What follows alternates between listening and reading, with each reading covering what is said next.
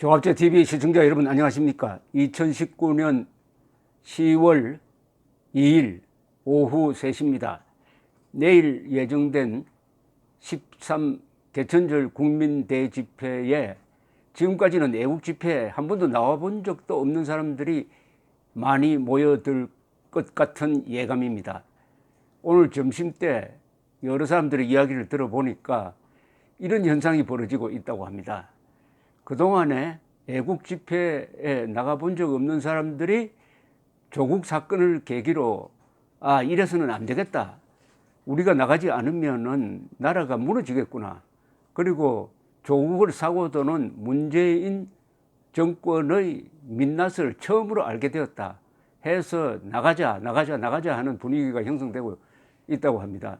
아주 우스꽝스러운 일도 많이 주변에서 벌어지고 있습니다. 예컨대 사위 들어 안 나오면은 우리 집에 오지 말라고 한다든지, 아니면은 손자 손녀를 봐주는 이 할머니가 사위하고 딸 들어 이번에 광화문에 나오지 않으면 앞으로 안 봐주겠다고 한다든지, 또는 아주 보수적인 이 성당에 다니는 신도들이 이 단체로 나오기로 한다든지, 그 다음에 해외에서 지방에서 올라온다든지 하는 이런 그야말로 범국민적인 전 국민적인 권리기 움직임이 감지되고 있습니다.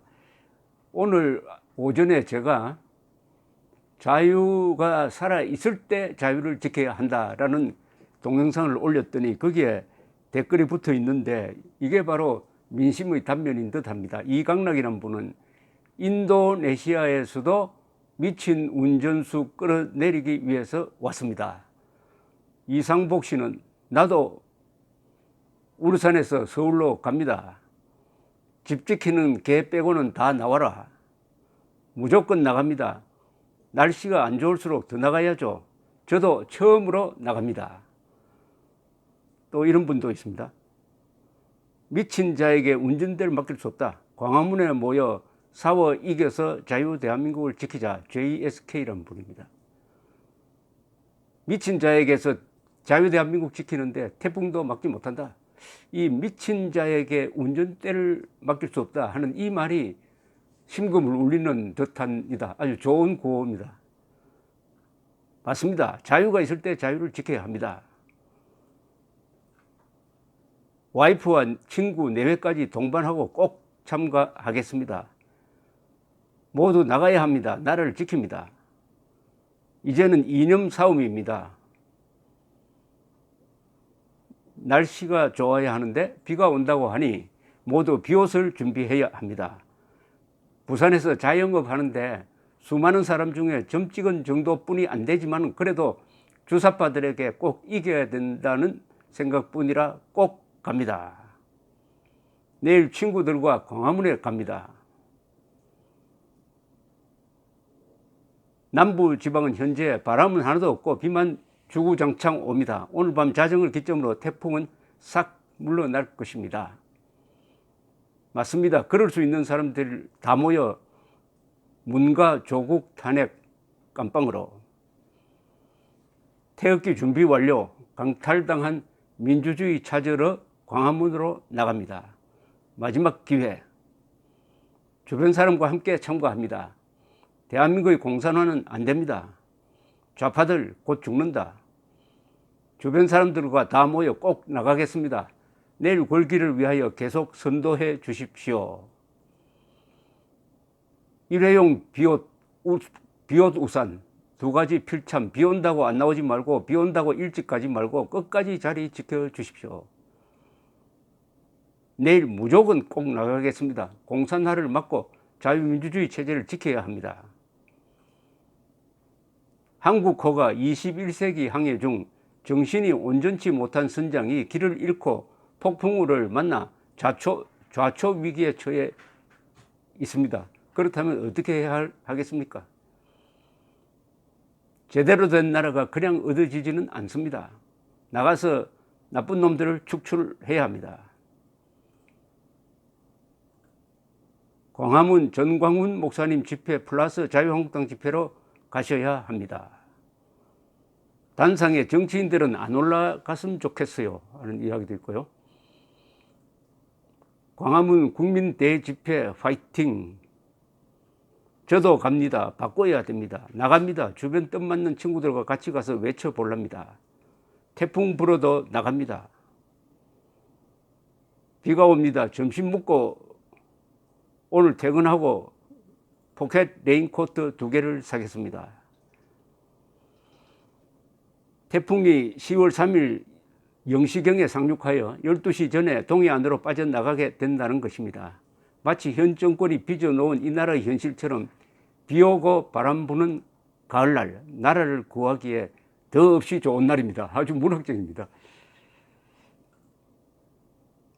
모두들 많이 광화문으로 나오셔야 합니다. 나라를 지키는 것이 우리로서는 이것밖에 없다 생각하시고 우리는 전 가족이 나들이 삼아 나갈 것입니다. 아주 간절한 이야기입니다. 아직 한국의 애국 시민들이 건재합니다. 다만 조직이 잘 안 돼 있었는데 최근에 여러 기독교 단체 그리고 애국 단체가 조국 사건을 계기로 해가지고 뭉치고 있습니다.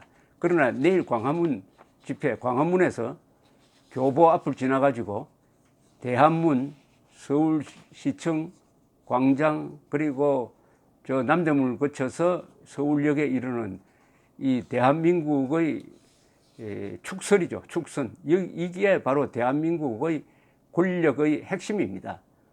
이것을 꽉 메울 애국 시민들은 주최 측에 대해서 너무 신경 쓰지 마시고 일단 나오면은 최소한 조국, 문재인 규탄 구호를 외칠 것이고 대한민국을 지키자, 한미동맹 소중하자, 소중하다, 헌법을 지키자, 진실이 중요하다, 싸우자, 뭉치자, 이기자 또는 뭉치자, 싸우자, 이기자 이렇게 부르짖을 테니까 다 같은 편입니다. 김정은에 반대하면은 다 같은 편입니다. 대한민국에 반대하지 않으면 다 같은 편입니다. 이게 바로 대동단결이죠. 대동단결. 그래서 내일은 국민이 하나 되는 날이 되겠는데 역사적 의미가 있습니다. 어떤 역사적 의미가 있느냐 하면은 요사이 집집마다 직장마다 토론이 벌어지고 있는데 이 토론에서 주도권을 잡는 사람이 누구냐? 우파입니다. 애국 세력입니다. 자유진영입니다. 그리고 수세로 몰리는 사람들이 누구냐? 자칭 진보 세력, 좌파, 그리고 기회주의자들입니다. 한 집안에서는 이 가장이 이제 큰 소리를 치고 있습니다. 그동안에는 이 잘 배운 똑똑한 30, 40대 자식들이 큰 소리를 쳤는데 특히 탄핵 사태를 겪으면서 박근혜 전 대통령을 싸잡아 박정희까지 사잡아 이렇게 비판하는 흐름이 있었는데 이게 역전이 되고 있습니다. 그게 바로 조국 덕분입니다. 하늘이 내려주신 우리의 선물, 조국 사건을 계기로 해가지고 토론을 하면은 말다툼을 시작을 하면은 우파가 이길 수밖에 없는 것은 우파가 서 있는 입지가 진실, 헌법, 문명, 공정성 여기에 서 있기 때문에 그리고 조국이 서 있는 곳이 바로 그게 죽을 장소입니다. 거짓, 사기치는 거, 그 다음에 떼쓰는 거, 그 다음에 정부, 그 중에는 김일성주의자, 레닌주의자, 역사의 쓰레기통에 이미 들어가 버린 그러나 한반도에만 남아있는 찌꺼기, 썩은 새끼줄 과의 대결이니까 말싸움이 이제 아주 편하게 되었습니다. 이제 복잡하게 이야기할 것 없고 너가 주장하는 것은 조국이가 주장한 거하고 똑같지 않느냐? 너도 조국 같은 사람 아니냐? 조국스러운 자 하면 종결입니다. 토론 종결이에요. 이게 상징하는 것은 뭐냐? 그동안 한 6, 700년 동안 한국을 지배해온 명분론, 위선적 명분론입니다. 위선적 명분론이 이제 벽에 부딪힌 겁니다. 위선적 명분론이 조국의라는 벽에 딱 부딪혀가지고 파산되고 있는 상황입니다. 파산되고 있습니다. 조국으로 대표되는 이 정신세계는 뿌리가 깊습니다. 조선조의 사대부 양반, 주자학적 명분론자들, 조선을 망치고 병자호란을 부르고 그리고 일제 식민지로 이 나라를 끌고 갔던 무능하면서도 독선적인 위선자들, 이 역사의 수구 반동 세력을 물려받은 남한의 친북 세력, 좌익 세력, 그 끄트머리에 문재인과 조국이 매달려 있는 겁니다. 문재인과 조국이. 그러나 이제 외롭게 됐습니다. 외롭게 됐어요. 세계 정세가 그들이 꿈꾸는 세상은 전혀 불가능하다는 것을 잘 보여주고 있는데, 국내에서만 반일 종족주의를 선동을 해가지고 마치 자신들이 민족의 챔피언인 것처럼, 그리고 피땀 흘려서 이 대한민국을 일으켜 세웠던 이승만, 박정희, 온건한 민주화 세력, 그리고 산업화 세력, 군인, 기업인, 과학자, 기술자, 중산층을 싸잡아 가지고 뭐 민족 반역 세력이니 반민주 세력이니 수구 꼴통이니 이렇게 몰고 갔던 그 자들이 바로 조국으로 대표되는 위선 집단이구나 하는 것이 밝혀지니까 한국의 한 600년에 걸친 이 지성사, 사상사가 코페르니쿠스적인 전환을 지금 하고 있습니다. 조선조와 대한민국의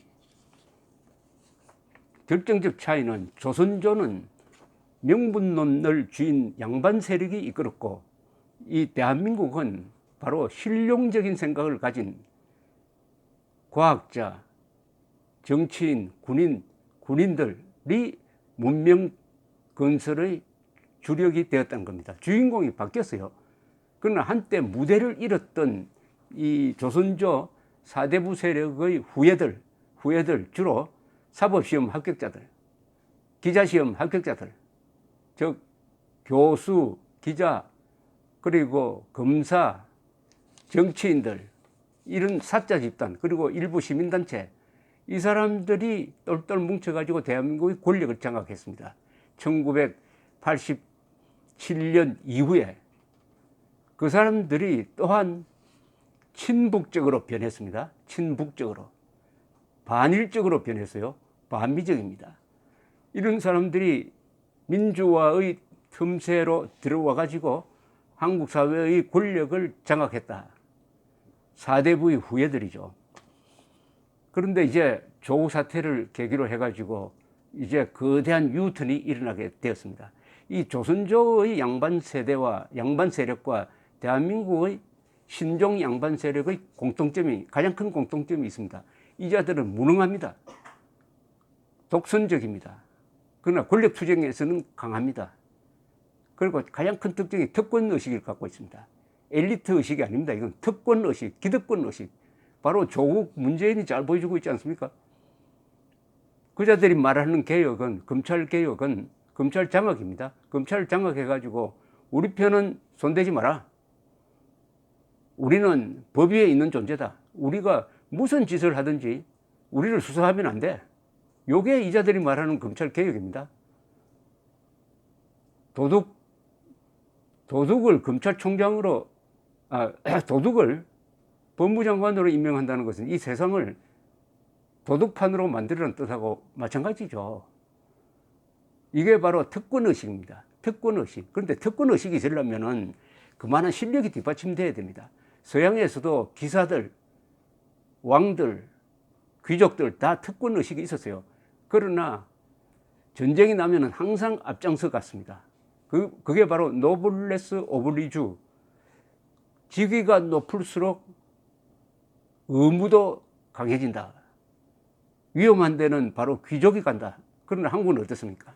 위험한 데는 싹 빠져버리고 특권만 챙기려고 하는 이 조국 무리들, 이게 바로 조선조 양반 개혁과 오늘날 대한민국의 이 좌파 기득권층의 가장 큰 공통점입니다. 그리고 이들은 항상 시야가 좁아가지고 동맹외교를 파탄냅니다. 동맹외교를 파탄.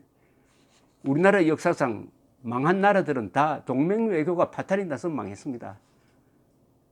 대한민국이 이렇게 발돋움할 수 있었던 그 터전은 한미동맹, 이승만 대통령이 만들어낸 한미동맹, 그리고 박정희 대통령의 한일 국교 정상화에 의한 한일 우호관계입니다. 한미일 동맹이죠. 그런데 문재인 정권, 조국 이런 부류는 한미일 동맹을 지금 파괴하려고 합니다. 동맹 파괴로 가는 겁니다. 동맹 파괴는 망국으로 갑니다. 흔히 요사이 한국이 이거 잘못하면 월남 사태가 되는 거 아니냐 하는 그런 걱정을 합니다. 1973년에 월남에 평화협정이 맺어졌습니다. 이 평화협정에 따라서 주월 미군이 철수를 했어요. 그런데 월남에 내려와 있었던 월맹 공산군 한 17만은 그대로 있었습니다. 그러니까 휴전선 남쪽에 17만의 월남 정규군이 그대로 남겨놓고 미군만 빠져버렸어요. 그걸 평화라고 거짓말을 했습니다. 그 뒤 2년 뒤에 월맹군의 총공세에 의해 가지고 1975년 4월 30일 월맹군의 탱크가 4.20의 독립군 대통령 관저로 들어옴으로써 월남전이 종식이 되었습니다. 여기에 비교해가지고 한국의 위기를 설명하는데 어떻게 보면 그때보다 한국이 더 불리한 게 있습니다. 그래도 평화협정 맺었을 때 73년에는 월남에는 TU 정권이 있었습니다. TU는 반공주의자였어요. 그러나 지금 대한민국에 있는 문재인 정권은 반공을 극도로 싫어합니다. 김정은 부하 노릇을 자청해서 하는 정권입니다. 만약 주한미군이 빠지고 북한군이 핵사용을 위협하면서 쳐들어올 때 항복할 가능성이 많습니다. 총 한 방 쏘지 않고 항복할 가능성. 그런 점에서 73년과 75년 사이의 월남보다 한국은 더 위험하다. 이런 면이 있다 이거죠. 총체적으로 보면은 아직은 그때의 월남보다야 우리가 사정이 좋죠. 무엇보다도 국민들이 깨어나고 있다는 점이 큰 차이입니다. 내일 모이는 이 장소는, 내일 모이는 이 광화문은 결국 이념전쟁의 결정판입니다. 이념전쟁은 광화문에서 결판이 납니다. 이념전쟁은 무력전쟁인데, 무력전쟁은 휴전선에서 지금 대치 상태고, 이념전쟁은 후방에서 이루어지고 서울에서 이루어지고, 서울의 한복판 광화문 일대에서 이념전쟁이 결판납니다. 이 이념전쟁의 2대 세력은 뭐냐? 간단하게 말하면 김일성 세력과 이승만 세력의 대결입니다. 이승만 세력, 자유민주 세력, 자유통일 세력입니다. 김일성 세력, 종북 세력, 한국의 극좌, 이 자들의 목표는 적화통일입니다. 즉 자유통일 세력이 이기느냐, 공산통일 세력이 이기느냐를 가늠하는 게 내일 10월 3일 광화문 일대에 얼마나 많은 사람이 모이느냐, 이 양이 중요합니다. 그리고 어떻게 투쟁하느냐. 내일은 조금 다른 모습의 투쟁 방식을 보여줄 것으로 기대를 합니다.